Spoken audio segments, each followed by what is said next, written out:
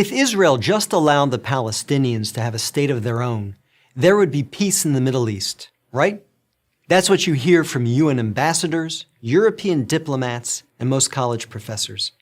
But what if I told you that Israel has already offered the Palestinians a state of their own, and not just once, but on 5 separate occasions? Don't believe me? Let's review the record. After the breakup of the Ottoman Empire following World War I, Britain took control of most of the Middle East, including the area that constitutes modern Israel. 17 years later, in 1936, the Arabs rebelled against the British and against their Jewish neighbors. The British formed a task force, the Peel Commission, to study the cause of the rebellion. The commission concluded that the reason for the violence was that 2 peoples, Jews and Arabs, wanted to govern the same land.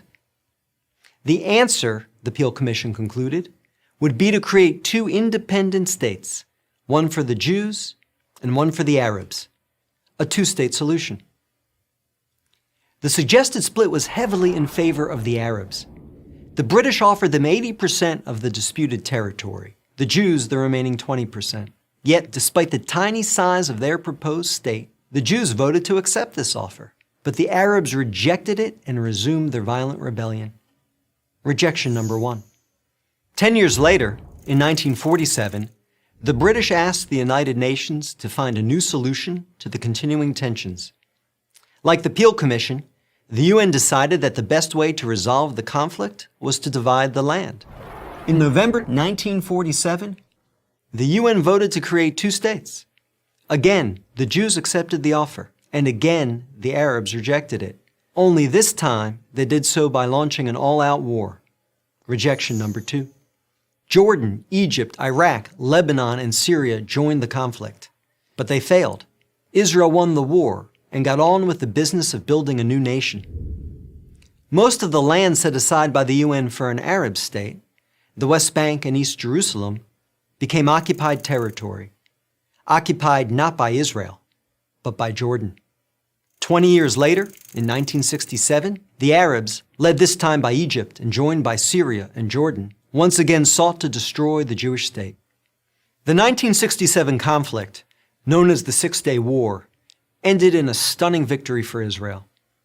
Jerusalem and the West Bank, as well as the area known as the Gaza Strip, fell into Israel's hands. The government split over what to do with this new territory. Half wanted to return the West Bank to Jordan and Gaza to Egypt in exchange for peace. The other half wanted to give it to the region's Arabs, who had begun referring to themselves as the Palestinians, in the hope that they would ultimately build their own state there. Neither initiative got very far. A few months later, the Arab League met in Sudan and issued its infamous 3 no's. No peace with Israel, no recognition of Israel, no negotiations with Israel. Again, a 2-state solution was dismissed by the Arabs, making this rejection number 3. In 2000, Israeli Prime Minister Ehud Barak met at Camp David with Palestinian Liberation Organization Chairman Yasser Arafat to conclude a new 2-state plan. Barak offered Arafat a Palestinian state in all of Gaza and 94% of the West Bank, with East Jerusalem as its capital. But the Palestinian leader rejected the offer. In the words of U.S. President Bill Clinton, Arafat was here 14 days and said no to everything. Instead, the Palestinians launched a bloody wave of suicide bombings that killed over 1,000 Israelis and maimed thousands more on buses, in wedding halls, and in pizza parlors. Rejection number 4. In 2008, Israel tried yet again. Prime Minister Ehud Olmert went even further than Ehud Barak had, expanding the peace offer to include additional land to sweeten the deal. Like his predecessor, the new Palestinian leader, Mahmoud Abbas, turned the deal down. Rejection number 5. In between these last 2 Israeli offers, Israel unilaterally left Gaza, giving the Palestinians complete control there. Instead of developing this territory for the good of its citizens, the Palestinians turned Gaza into a terrorist base from which they have fired thousands of rockets into Israel. Each time Israel has agreed to a Palestinian state, the Palestinians have rejected the offer, often violently. So if you're interested in peace in the Middle East, maybe the answer is not to pressure Israel to make yet another offer of a state to the Palestinians.